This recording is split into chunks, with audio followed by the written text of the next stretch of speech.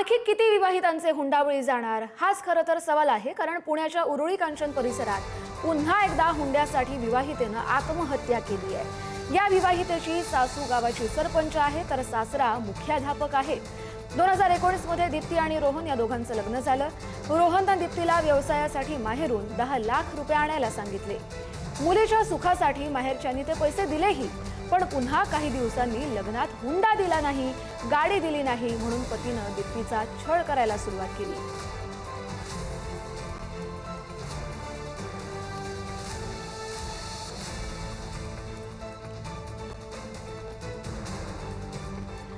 याच सगळ्या घडामोडी संदर्भात आपण थेट पुण्यात जाऊया। आमचे प्रतिनिधी ज्ञानेश्वर चौतमल आपल्याबरोबर जोडले गेलेले आहेत आणि ज्ञानेश्वर सोबत आहेत दीप्तीचे आई वडील, ज्यांना या दुःखाच्या काळातून जावं लागते। नेमकं काय घडलंय ज्ञानेश्वर, आपण त्यांच्याकडून जाणून घेऊया। वैष्णवी हगवणींचं प्रकरण आपण सगळ्यांनी पाहिलं, पण त्याहीपेक्षा अत्यंत धक्कादायक प्रकरण याच पुण्यात हुंडाबळीचं आपल्याला दुर्दैवानं पुन्हा एकदा बघावं लागतंय।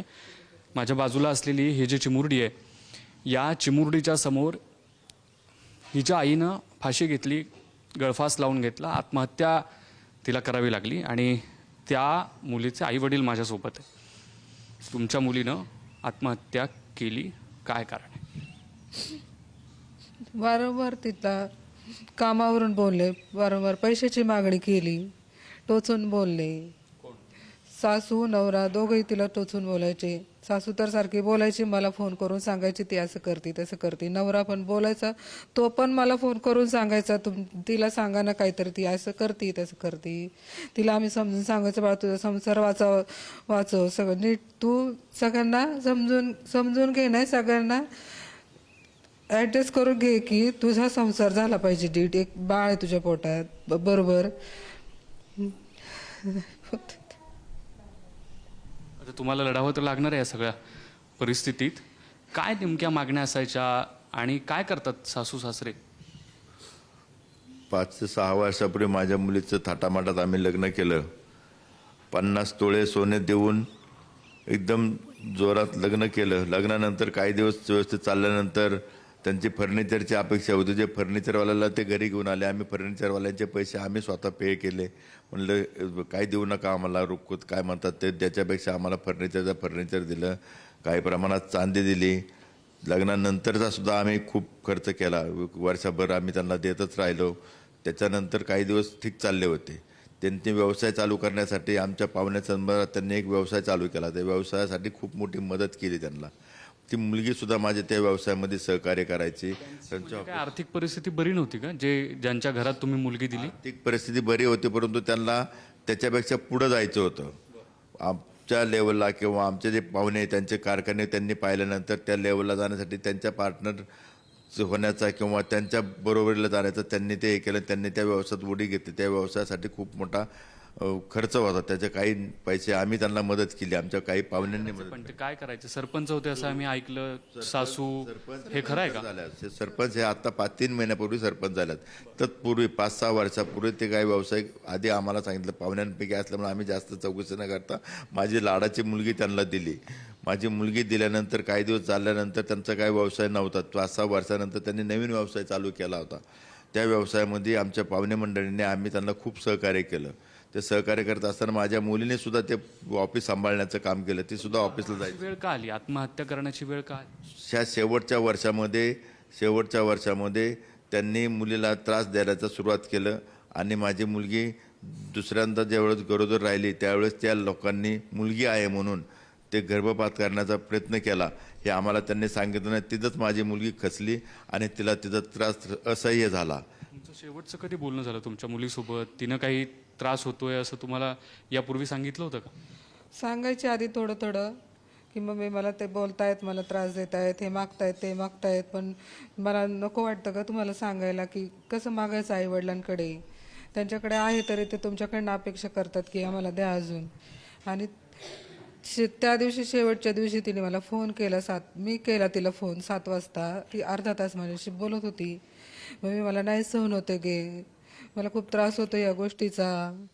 आणि नको वाटते ग मला. मी तिला समजून सांगितलं, बाळा असं नको करू, तू स्वतःचा विचार कर, त्या लोकांचा विचार करू नको.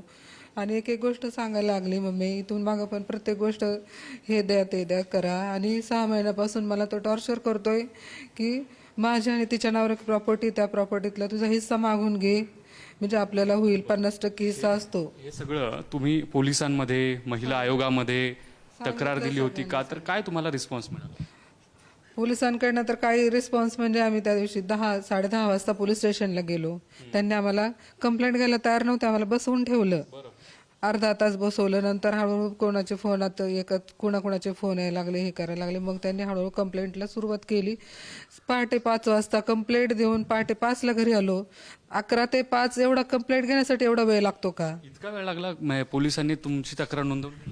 नाही, मी त्यावेळेस खूप मला दुःख झालं होतं. मी मी तिथे होता. हो, मी होते, बाकीचे सगळे होते माझ्या बरोबर. सगळ्या तुम्ही किती वाजता पोलीस स्टेशनला? 11 वाजता गेलो होतो आम्ही तिथे. तुमची तक्रार दाखल करून घेतली, गुन्हा दाखल करून घेतला, ती वेळ 5 वाजता.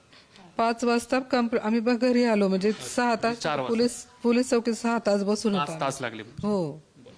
कशा पद्धतीनं इथून पुढची तुमची न्यायाची लढाई असणार आहे?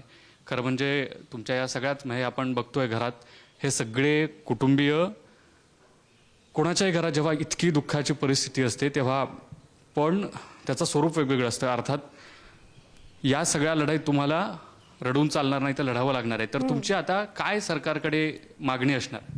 माझी मुलगी तर गेलेलीच आहे, परंतु तिने जे हे पाऊल उचललं असं कुणी करू नये किंवा त्यांना कठोरात कठोर शिक्षा व्हावी, हीच माझी अपेक्षा. लहान मुलीचं भविष्य काय, तिच्या भवितव्याचा काय विचार? मग तर माझ्या पोटचा गोळा तर गेलेला आहे, पण तिला मी अंतर देणार नाही. मी तिला त्या लोकांकडे देणार नाही. मला कायदेशीर लढाई लागलं तरी चालेल, पण मी त्या लोकांकडे तिला देणार नाही. माझी एवढी सोन्यासारखी पोरगी त्याला सांभाळता नाही आली, तर त्या एवढ्याच जीवाला कसे सांभाळतील ते? किती वर्षाची आहे? आणि 2.5 वर्षाची, आता 2.5 वर्षाची.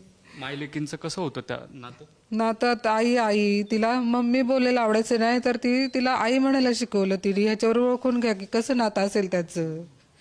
आई म्हणाले, सांग मला आई. ती पण आई म्हणायची, माझी आई, माझी आई. आपण असं म्हणतो की आपली मूल जेव्हा पुढच्या घरी देतो तेव्हा सून नसते तर मुलगी मानलं पाहिजे. पण अशा वेळी अशा पद्धतीनं तुमच्या मुलीसोबत